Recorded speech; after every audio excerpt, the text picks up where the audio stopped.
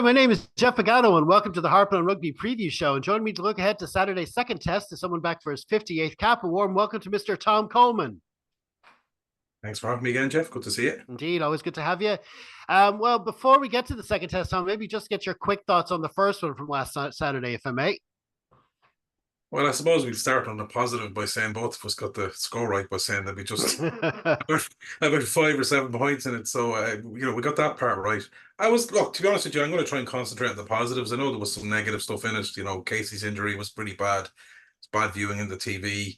There was the Henshaw HIA, maybe he didn't go off and stuff like that. But I just think for that time of year and after the long season that both teams have had, especially the Irish lads, I think it was a hell of a test. I think just as a spectacle, physicality, they call these summer friendlies, but like this was as physical nearly as the World Cup quarterfinal or a Six Nations match. So that's just testament to both 23 players. That's the first thing I said after the game. As a rugby fan, as a supporter of the game, it was an incredible game to watch. I know there was mistakes and stuff like that, but I think that was just the physicality and how much both teams wanted to win. And in fairness, South Africa deserved it in the end. But I thought Ireland played very well for a lot of parts of their game, and put it up them for a long time. And there really wasn't much in it at the end of the day. I know South Africa will concentrate on some of the errors they made, but we'll put some of that down to the pressure Ireland had them under, and vice versa. But yeah, it was a quality test match, and we were unlucky a little bit. I'm not going to analyze the referee. That's last week's news. I think it just unlucky with a couple of breaks. Sometimes you need the rub of a green or bouncing ball. I know Doris nearly got over the line. Things like that. They're the little things. But we scored 3 cracking tries. Down in South Africa, in Pretoria. And as I said before, I think the last week's pod, outside probably Auckland, it's probably the hardest place to go and get a result in rugby. So nothing to be ashamed of, and well done to South Africa for the win. Yeah, absolutely. I mean, it was a very bad start, and considering how it did start to end up relatively close towards the end with a play at the end with a chance to draw a level. I mean, they did well considering we got two. We were all talking about, well, have to score early because of the altitude and all, and we end up getting more tries in the last 10 minutes than we did in the previous 70 or whatever it was. It was a question of like two of the tries they scored, we practically gave them in a way when you think of it. You know what I mean? So it's. There were positives to take from it. It was disappointing because it had been built up as a kind of a cup final thing, South Africa got through on the day, but we'll see what happens. Okay, so we'll look at that now at our feature match of the week, which is, of course, South Africa v Ireland in the second test of the Castlelager incoming series. This is taking place at Kings Park Stadium in Durban on Saturday, July the 13th, kicking off at 4 p.m. Irish time. TV coverage in Ireland is on Sky Sports Main Event and Sky Sports Action. Now, Ireland named their matchday squad on Thursday. If you're watching on YouTube, it should be right there in the screen. Or for pod listeners, it's in the program notes. Now, Thomas picked out a couple of points from this Irish lineup, and starting with the changes in the pack. Yeah, well, obviously one that stands out is obviously Peter O'Mahony's captain is on the bench. I wouldn't see it as been dropped or anything like that. I think it's very prudent. Somebody Peter's age that gets rotated. It's a pity we don't have more options to do it to a few more players. But I think this is going to be an 80-minute match, and I think Peter's experience in the last 25 minutes. I'm going to flip it rather than be negative about Peter on the bench. I think his experience as a captain in the last 20-25 minutes of the game is going to be needed.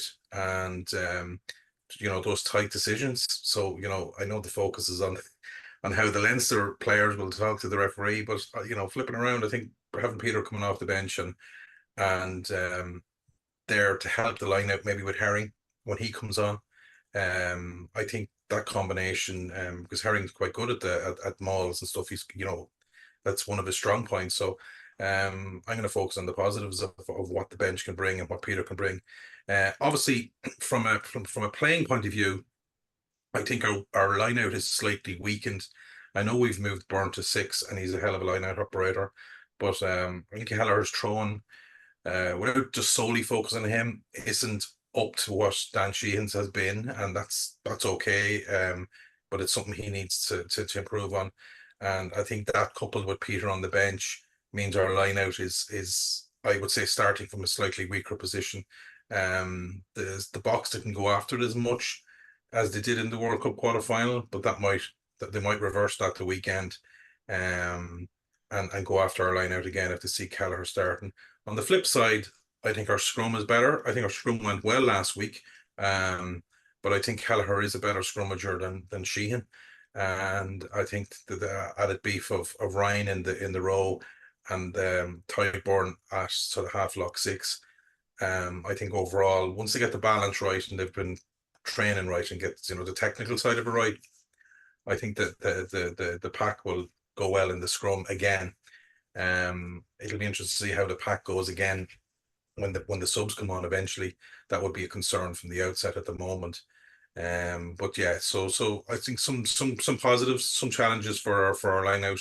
But I think our scrum will go well again this week, and obviously the South Africans, I won't say slightly worried because they've got such a dominant scrum, but it's interesting. Bongi is trying to get a few comments in there about getting in the referee's head about Ireland having a few tricks. So if they didn't care about us and they thought that we're going to dominate us, they wouldn't mention it. So the fact that they're slightly concerned about how well the scrum went for the starting pack last week went, I think that's not a bad place to be. Yeah, I mean, considering problems last week were mostly on our side, we were making mistakes and they were getting punished. But plus, we had those injuries that we had to sort of deal with in the squad. In the pack, you had Dan Sheehan going down. That's a big loss to any team. But we do have good other options. And like you say, it's actually no harm changing it up. And O'Mahony coming off the bench. I mean, there's been no question about his contribution. And one of the features of his career for Ireland is his showing in these big matches. A lot of those big wins against the All Blacks, where he was just playing out of this world. And that's been a feature of him. And you could see him coming on, putting in 25, 30 minutes in the second half and really giving it all. And, and that allows for those starting to put extra into that first hour themselves. And it's just so much, so much to go into the pack. And of course, the Springboks, that's where they usually excel in their forwards. And of course, that the bomb squad, like about 20 forwards coming on at the same time in the second half, and all that showmanship. But I think we do we've come to a stage now where we do have forwards that are ready for it. We've been playing against these South Africans as well in the URC now for the past few years, and we're a lot more ready for that kind of physicality. So we'll see how that goes. Okay, so your second point is in the backs and changes in the center. Yeah, well, I think anyone that watched the game last week could tell Bundy was in a slight bit of difficulty. You could tell some of the impacts he was getting with his shoulder wasn't right, and maybe I'd have to review the game again about maybe why he wasn't taken off. But at that stage, we had lost Henshaw at half time. I suppose it's interesting that Robbie's starting this week, and there's been a lot of talk about the HIA, and rightly so. The one thing I would say, the IRFU have been very good historically dealing with our HIA issues. You look at James Ryan was given extended time off.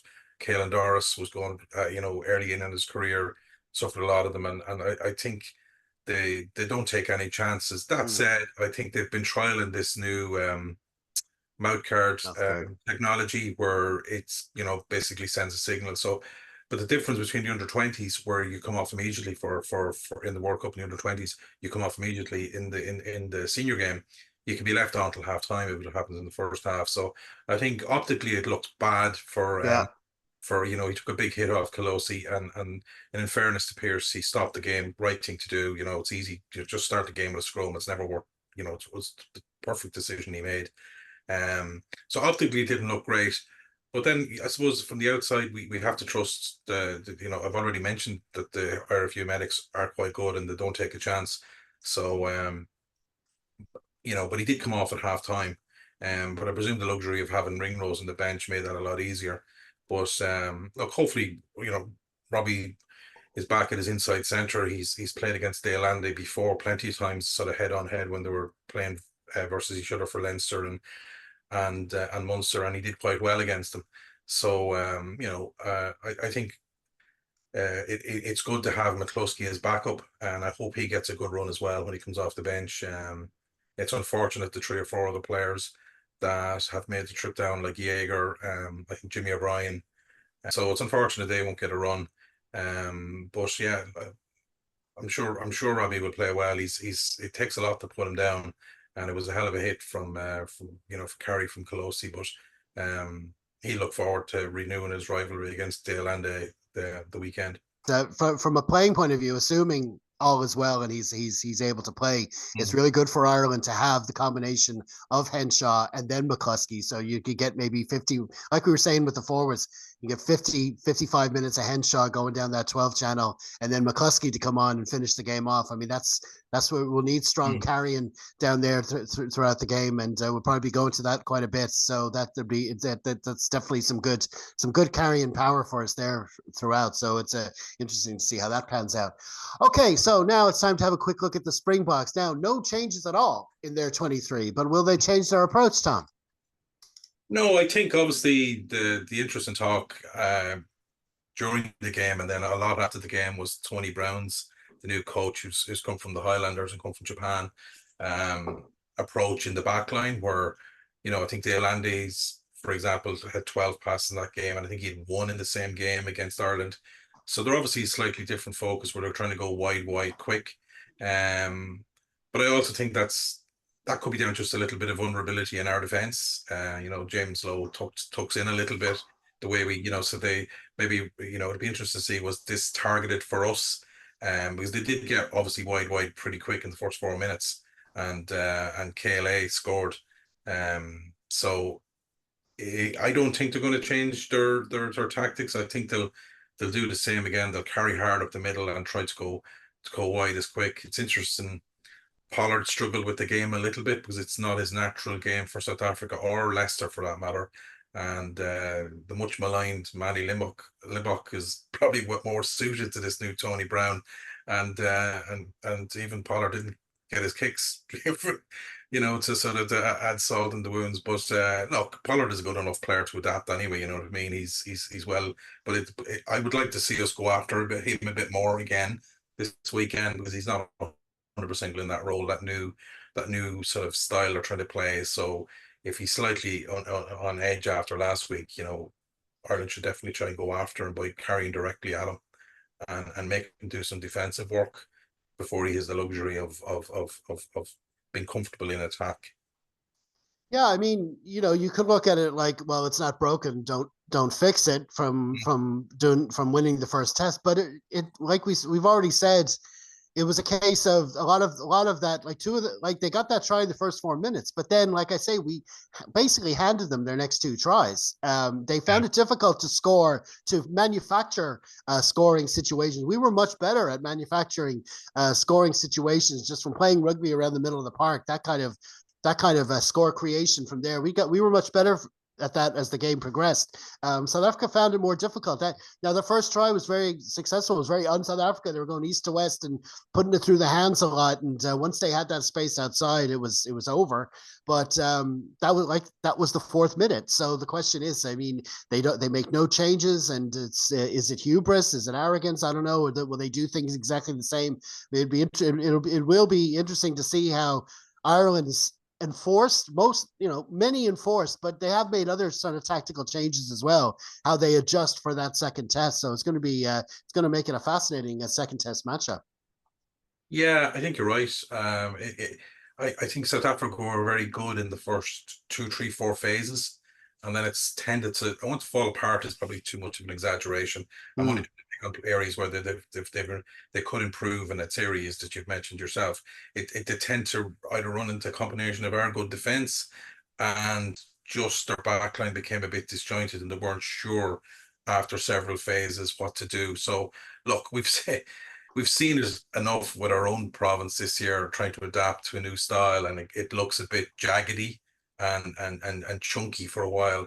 I think South Africa, aren't going to throw everything out. They've obviously been training a little bit with this, and they won the game in the end as well. So I find it hard to believe they'd revert back to the full, World Cup, playing the play style, playing the middle 15 meters of the pitch and just try and bait their way up the middle of the pitch, which they're well capable of doing.